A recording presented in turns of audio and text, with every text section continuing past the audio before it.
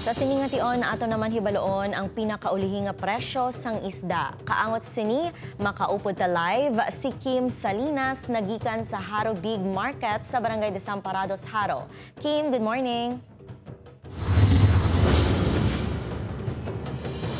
Good morning, Zen. Good morning, mga kapuso. Sa mga luyag naman maglikaw sa high blood bangod sa pagkaon sang baboy kag karne sang baka sang holiday season. Perfect no ang isda nga alternatibo diri sa Haro Public Market sa mga kung may pila ka mga pilian ang mga konsumidor naton. Sa mga luyag magprito sang isda ang bangros yara sa 200 tutob 240 pesos. Ang tamudyos yara sa 200 pesos. Ang mataan 240 pesos.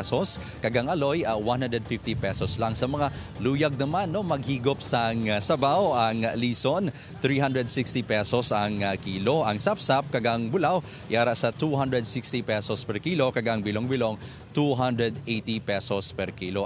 Apisar no may mga pilian ang mga konsumidor naton suno sa pila ka mga vendors hindi pa ni katumhan kadamo ang variety bangod sang pagdumili sa pagpanakop no sa sining mga binulan sang mga certain species no sang isda. Apang sa bulan sang Marso tubtob Hulyo ginalauman nga ti damo naman kon magbugana damo sang pilian ang mga konsumidor naton. Alas 6 sang aga tubtob alas 8 damo nagabakal nga mga Ilonggo sa Haro Public Market kag karon naman alas 5 tapos sang opisina lauman naman ang pagdamo sang baklanay sang isda. Market day diri mga kapuso Webes nga adlaw.